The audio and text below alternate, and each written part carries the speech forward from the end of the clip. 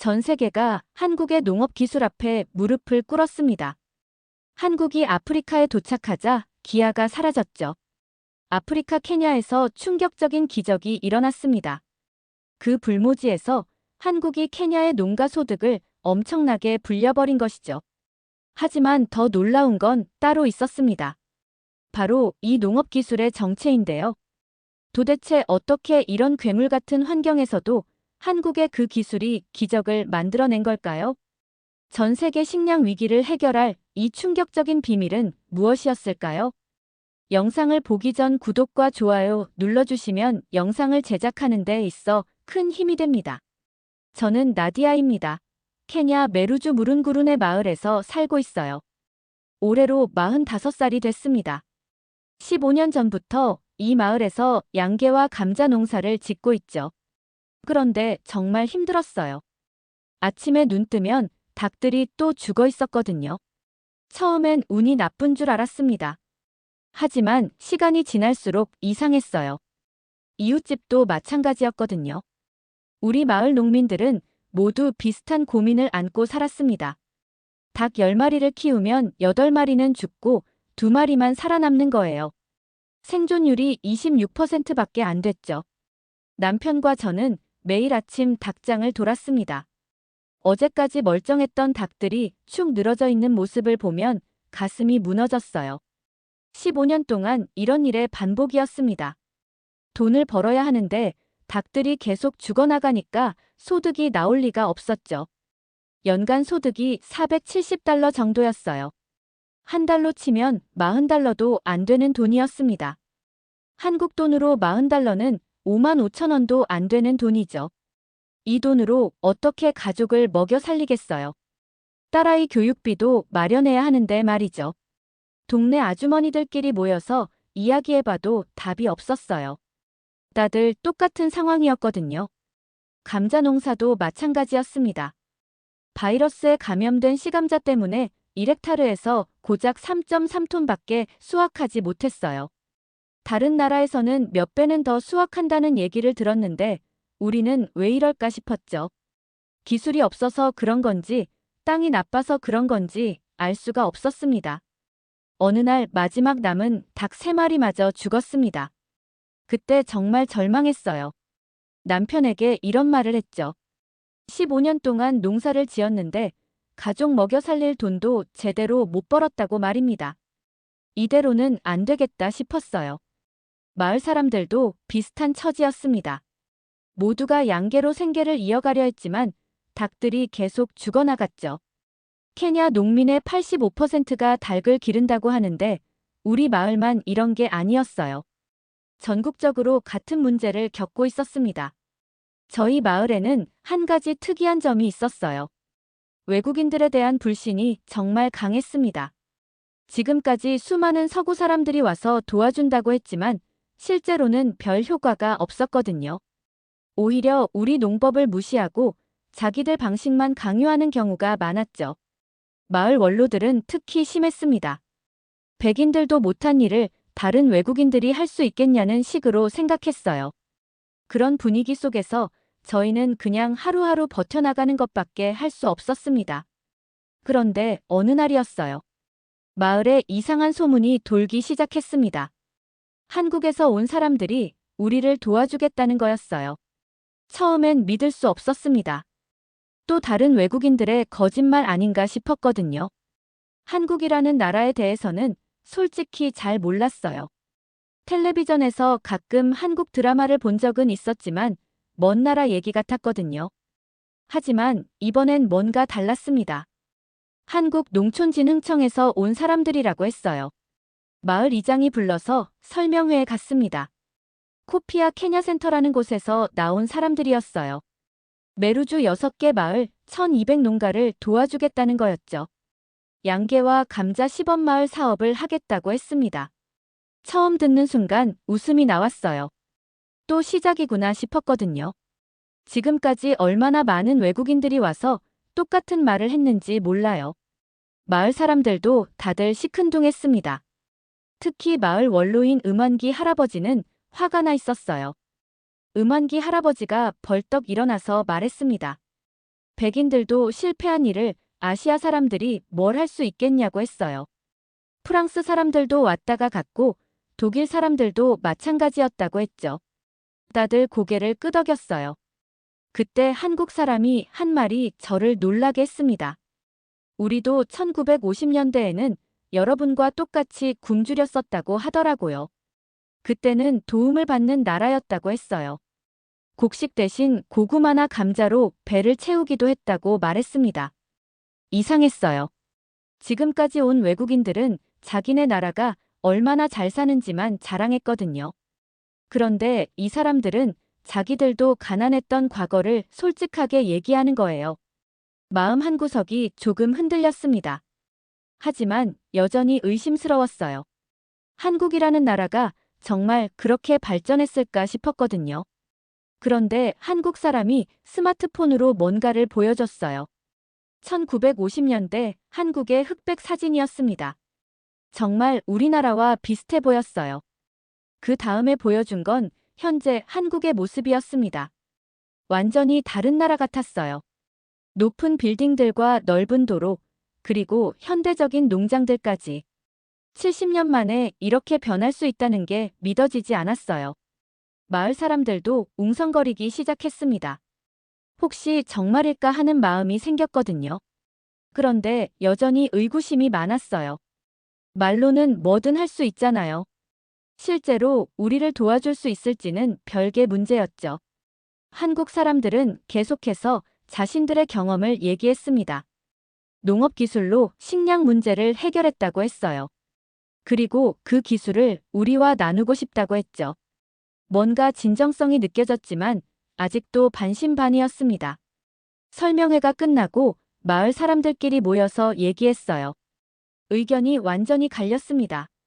절반은 해볼 만하다고 했고 절반은 시간 낭비라고 했어요. 특히 나이 드신 분들의 반발이 심했습니다. 음환기 할아버지가 제일 격하게 반대했어요. 프랑스도 못한 걸 한국이 뭘 할 수 있겠냐고 하시더라고요. 지금까지 온 외국인들 치고 제대로 해준 적이 한 번도 없었다고 했습니다. 많은 사람들이 동조했어요. 마을 여성회장인 그레이스도 부정적이었습니다. 또 우리를 실험지로 쓰려는 거 아니냐고 했어요. 자기들 기술을 테스트해보고 성공하면 자기들 공로로 돌리려는 거라고 의심했죠. 이런 얘기를 들으니 저도 흔들렸어요. 하지만 저는 달랐습니다. 이대로 있을 수는 없었거든요. 15년 동안 같은 실패를 반복하면서 살 수는 없었어요. 남편도 비슷한 생각이었습니다. 한번 해보자고 하더라고요. 그날 밤 남편과 오랫동안 얘기했습니다. 딸아이 교육비 문제도 심각했어요. 대학을 보내려면 돈이 필요한데 지금 수입으로는 불가능했거든요. 뭔가 변화가 필요했습니다. 다음 날 마을 회의가 열렸어요. 찬성과 반대 의견이 팽팽했습니다. 음환기 할아버지는 여전히 화가 나 있었어요. 왜 아시아 사람들을 믿으려고 하냐고 했죠. 백인들이 더 나을 거라고 했습니다. 그때 제가 일어나서 말했어요. 자존심으로는 배를 채울 수 없다고 했습니다. 아이들이 굶고 있는데 자존심이 뭐가 중요하냐고 했어요. 우리가 지금까지 한 방법으로는 안 된다는 게 증명되지 않았냐고 물었죠. 마을 사람들이 조용해졌습니다. 제 말이 맞긴 했거든요. 지금까지의 방식으로는 계속 가난할 수밖에 없었어요. 그래도 음환기 할아버지는 완고했습니다. 외국인들을 믿으면 안 된다고 계속 주장했어요. 그레이스도 여전히 의심스럽다고 했습니다. 한국 사람들이 정말 우리를 도와주려는 건지 의문이라고 했어요. 혹시 다른 목적이 있는 건 아닌지 모르겠다고 했죠. 하지만 젊은 농민들은 달랐어요. 특히 요한이라는 친구가 적극적으로 찬성했습니다. 자기도 양계에서 계속 실패하고 있는데 한번 해볼 만하다고 했어요. 더 이상 잃을 것도 없지 않냐고 했죠. 결국 투표를 하기로 했습니다. 마을 사람들이 하나씩 손을 들었어요. 저도 찬성표를 던졌습니다. 결과는 근소한 차이로 찬성이 이겼어요.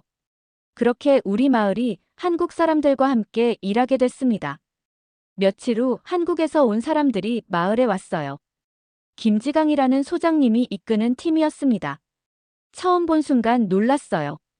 생각했던 것과 완전히 달랐거든요. 지금까지 온 서구 사람들은 항상 정장을 입고 왔어요. 호텔에서 자고 차를 타고 다녔죠. 그런데 김지강 소장님은 작업복을 입고 있었습니다. 그리고 마을에서 머물겠다고 하더라고요. 더 놀라운 건 스와힐리어로 인사한 거였어요. 아사테 사나라고 했습니다. 정말 좋은 아침이라는 뜻이에요. 발음은 어색했지만 노력하는 모습이 보였죠. 지금까지 온 외국인 중에 현지어로 인사한 사람은 처음이었어요. 김지강 소장님이 첫날 한 일이 정말 충격적이었습니다. 구두를 벗고 맨발로 우리 감자밭에 들어간 거예요. 직접 흙을 만져보더라고요. 그리고 냄새도 맡고 색깔도 자세히 봤습니다. 마을 사람들이 다 모여서 구경했어요. 외국인이 맨발로 우리 밭에 들어가는 걸 본 적이 없었거든요. 보통은 멀리서 지켜보기만 했는데 말이에요. 뭔가 다르다는 느낌이 들었습니다. 김지강 소장님이 저에게 말했어요. 좋은 감자를 키우려면 땅의 상태를 알아야 한다고 했습니다. 그래서 직접 만져보는 거라고 했어요. 책으로만 배운 지식으로는 한계가 있다고 하더라고요. 그 다음엔 닭장을 보러 갔습니다. 김지강 소장님이 우리 닭들을 하나하나 자세히 살펴봤어요. 어떤 병에 걸렸는지, 어떤 사료를 먹는지 다 물어봤습니다. 정말 세심하게 관찰하더라고요. 음환기 할아버지도 옆에서 지켜보고 있었어요. 표정이 조금씩 바뀌는 게 보였습니다. 처음엔 의심스럽다는 표정이었는데 점점 진지해지더라고요. 아마 김지강 소장님의 진정성을 느꼈나 봐요. 김지강 소장님이 마을 사람들을 모아놓고 말했습니다. 자기들은 여러분을 가르치러 온 게 아니라고 했어요. 함께 배우러 왔다고 하더라고요. 한국의 기술과 케냐의 경험을 합치면 더 좋은 결과가 나올 거라고 했습니다. 이런 말을 들으니 마음이 누그러졌어요. 지금까지 온 외국인들은 자기들이 선생이고 우리는 학생이라는 식으로 접근했거든요. 그런데 김지강 소장님은 파트너가 되자고 하는 거였어요. 그날 저녁 김지강 소장님이 우리와 함께 밥을 먹었습니다. 우갈리도 잘 드시더라고요. 그리고 우리 음식 맛이 어떤지 물어봤어요. 정말 맛있다고 하면서 레시피도 궁금해 하더라고요. 마을 분위기가 확실히 바뀌었습니다. 처음엔 의심스러워하던 사람들도 점점 마음을 열기 시작했어요. 김지강 소장님의 진심이 통한 것 같았습니다. 이 사람은 정말 다르다는 생각이 들었어요. 일주일 후 드디어 한국에서 가져온 것들이 마을에 도착했어요. 우량종 닭과 바이러스 없는 건전한 씨감자였습니다. 처음 보는 순간 정말 놀랐어요. 지금까지 봤던 것과는 완전히 달랐거든요. 김지강 소장님이 우량종 닭을 보여주면서 설명했습니다. 이 닭들은 병에 강하고 알도 많이 낳는다고 했어요. 그리고 수명도 훨씬 길다고 하더라고요. 정말 그런지 궁금했지만 반신반의했습니다. 씨감자도 마찬가지였어요. 겉보기엔 우리가 쓰던 것과 비슷해 보였습니다. 하지만 김지강 소장님이 말하길 바이러스가 완전히 제거된 종자라고 했어요. 이걸로 심으면 수확량이 몇 배는 늘어날 거라고 했죠. 처음 3개월은 정말 조심스러웠어요. 혹시 또 실패하면 어쩌나 싶었거든요. 김지강 소장님 팀이 매일 마을에 와서 우리를 도와줬습니다. 사양 관리 방법도 자세히 가르쳐줬어요. 제일 놀라운 건 자체 배합사료 만드는 법이었습니다. 지금까지는 비싼 사료를 사서 써야 했거든요. 그런데 우리 주변에 있는 재료로도 영양가 높은 사료를 만들 수 있다는 거였어요. 동해등해라는 곤충도 활용한다고 했습니다. 처음엔 징그러워서 싫었는데 단백질이 정말 풍부하다고 하더라고요. 닭들이 이걸 먹으면 더 건강해진다고 했어요. 정말 신기했습니다. 한 달이 지나자 변화가 보이기 시작했어요. 우량종 닭들이 정말 튼튼했거든요. 병에 잘 걸리지도 않고 활발하게 돌아다녔습니다. 기존에 키우던 닭들과는 확실히 달랐어요. 감자도 마찬가지였습니다. 새 씨감자로 심은 밭에서 싹이 나는 모습을 보니 정말 신기했어요. 훨씬 더 건강해 보였거든요. 잎사귀도 크고 튼튼했습니다. 마을 사람들도 하나둘씩 관심을 보이기 시작했어요. 특히 요한이 적극적으로 참여했습니다. 자기도 똑같이 해보겠다고 하더라고요. 변화가 눈에 보이니까 의심이 줄어든 것 같았어요. 음환기 할아버지는 여전히 시큰둥했지만 그래도 가끔 와서 구경했어요. 말은 안 했지만 표정으로 봐서는 조금씩 인정하는 것 같았습니다. 아마 효과가 나타나기 시작해서 그런 거겠죠. 김지강 소장님이 저에게 말했습니다. 3개월만 더 기다려보라고 했어요. 그때쯤 되면 확실한 변화를 볼 수 있을 거라고 하더라고요. 정말 그럴지 궁금했지만 이제는 조금씩 믿음이 생겼습니다. 그런데 정말 신기한 일이 일어났어요. 폐사율이 눈에 띄게 줄어들기 시작한 거예요. 지금까지는 거의 매일 죽은 닭이 있었는데 이제는 일주일에 한 마리 정도만 죽었습니다. 이게 정말 우리 닭들이 맞나 싶었어요. 1년이 지나자 정말 믿을 수 없는 일이 일어났습니다. 생존율이 26%에서 88%로 올라간 거예요. 10마리 중 9마리가 살아남는다는 얘기였죠. 완전히 뒤바뀐 상황이었습니다. 더 놀라운 건 소득이었어요. 연간 470달러였던 양계 수입이 1832달러가 됐습니다. 거의 4배 가까이 늘어난 거예요. 한 달로 치면 150달러가 넘는 돈이었죠. 정말 꿈만 같았습니다. 계란 생산량도 엄청났어요. 전에는 연간 30개 정도밖에 못 얻었는데 이제는 200개가 넘었습니다. 한 마리당 알을 낳는 기간도 5개월에서 8개월로 늘어났어요. 정말 신기했습니다. 감자 농사는 더 대단했어요. 1헥타르에서 3.3톤밖에 안 나오던 게 12.9톤이나 됐습니다. 거의 4배 가까이 늘어난 거죠. 이런 일이 가능하다는 게 믿어지지 않았어요. 김지강 소장님이 우리를 불러서 설명해 줬습니다. 이게 다 과학적인 근거가 있는 일이라고 했어요. 우량종 선택과 적절한 사양 관리, 그리고 건전한 종자 사용이 만든 결과라고 하더라고요. 마을 사람들이 몰려들기 시작했어요. 처음엔 시큰둥하던 사람들도 이제는 참여하고 싶어 했습니다. 요한네 집 소득도 비슷하게 늘어났거든요. 이제는 의심할 수가 없었어요. 음환기 할아버지가 저에게 와서 말했습니다. 자기가 틀렸다고 인정한다고 하더라고요. 한국 사람들이 정말 대단하다고 했어요. 이런 말을 들으니 기분이 정말 좋았습니다. 그레이스도 완전히 바뀌었어요. 이제는 적극적으로 다른 마을 사람들한테 홍보하고 다녔습니다. 한국 기술이 얼마나 좋은지 자랑하더라고요. 정말 180도 달라진 모습이었어요. 제일 기뻤던 건 딸아이 교육비를 마련할 수 있게 된 거였습니다. 이제는 대학 등록금도 충분히 낼 수 있었어요. 남편과 저는 정말 행복했습니다. 꿈에서나 가능할 거라고 생각했던 일이 현실이 된 거였어요. 마을 전체 분위기도 완전히 바뀌었습니다. 사람들 표정이 밝아졌어요. 수입이 늘어나니까 아이들 교육에도 더 신경 쓸 수 있게 됐죠. 집도 고치고 새 옷도 살 수 있었습니다. 김지강 소장님이 말했어요. 이제 시작일 뿐이라고 하더라고요. 앞으로 더 발전시킬 수 있다고 했습니다. 정말 기대가 됐어요. 한국 사람들이 이렇게 대단한 줄 몰랐거든요. 다른 마을에서도 소문을 듣고 찾아왔어요. 자기들도 똑같이 해보고 싶다고 하더라고요. 우리가 성공 사례가 된 거였습니다. 정말 자랑스러웠어요. 성과가 알려지자 참여하고 싶어하는 농가들이 급속히 늘어났어요. 양계마을은 400명에서 800명으로, 감자마을은 200명에서 400명으로 늘어났습니다. 마을 전체가 활기를 띠기 시작했어요. 한국에서 더 많은 지원이 들어왔습니다. 공동교육 실습장도 만들고 씨감자 저장고도 지었어요. 이제는 우리가 직접 우량종을 기르고 건전 씨감자를 보관할 수 있게 됐습니다. 제일 기뻤던 건 딸아이 대학 등록금을 마련한 거였어요. 작년에는 꿈도 못 꿨던 일이었는데 이제는 현실이 됐습니다.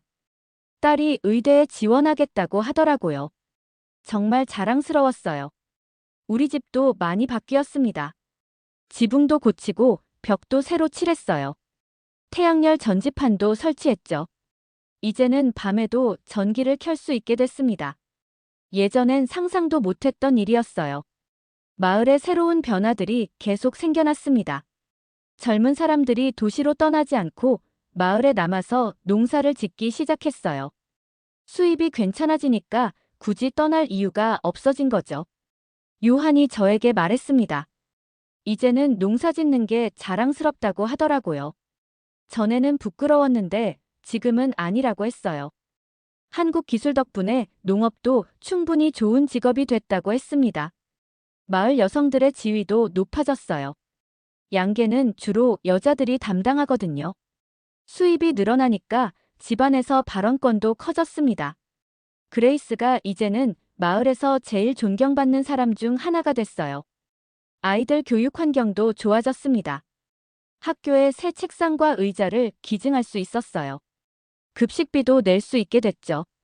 아이들이 배고프지 않고 공부할 수 있게 된 거예요. 김지강 소장님이 한국의 스쿨팜 프로젝트도 소개해줬습니다. 학교에서 직접 농사를 지어서 급식 재료로 쓰는 거라고 했어요. 우리 마을 학교에도 적용해보자고 하더라고요. 정말 신기한 일이 또 일어났어요. 다른 나라 사람들이 우리 마을을 구경하러 오기 시작한 거예요. 우간다에서도 오고 탄자니아에서도 왔습니다. 우리가 모범 사례가 된 거였어요. 메루주 주지사도 직접 마을에 왔습니다. 비숍 카위라 무앙가자라는 분이었어요. 한국과 협력해서 이런 성과를 낸 것에 대해 정말 고맙다고 하더라고요. 저도 마을 대표로 각종 행사에 참여하게 됐어요. 다른 마을 사람들한테 우리 경험을 전해주는 역할을 했습니다. 한국 기술이 얼마나 좋은지 증언하는 거였죠. 어느 날 정말 꿈 같은 일이 일어났어요.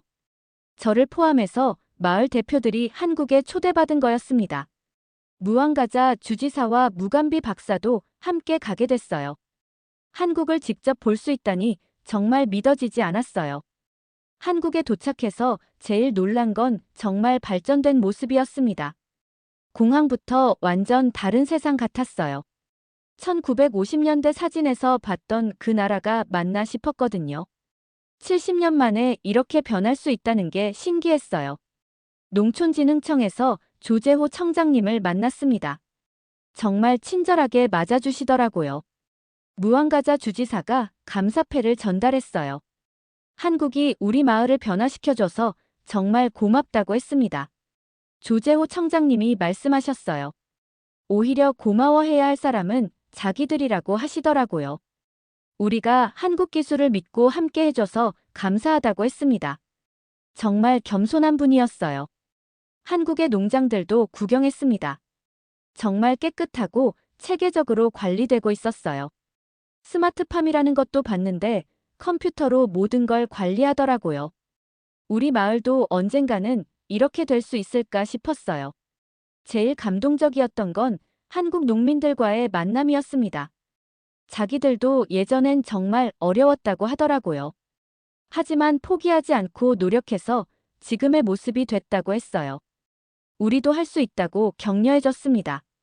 한국에서 돌아온 후 마을 분위기가 완전히 달라졌어요. 한국이 정말 대단한 나라라는 걸 모든 사람이 인정하게 됐습니다. 음원기 할아버지도 이제는 한국을 칭찬하기 바빴어요. 그런데 더 놀라운 소식이 들려왔어요. 경제협력개발기구 OECD에서 우리 사업을 우수 사례로 선정했다는 거였어요. 한국의 코피아 사업이 세계적으로 인정받은 거라고 하더라고요. 우리 마을 모델이 아프리카 다른 나라들에도 퍼져나가기 시작했습니다. 에티오피아에도 가고 우간다에도 갔어요. 총 22개 나라에서 비슷한 사업을 하고 있다고 했습니다. 가장 기뻤던 건 딸아이가 의대에 합격한 거였어요. 한국 장학금도 받게 됐습니다. 앞으로 한국에서 공부할 수도 있다고 하더라고요. 정말 꿈 같은 일이었어요. 김지강 소장님이 마지막에 저에게 한 말이 잊혀지지 않아요.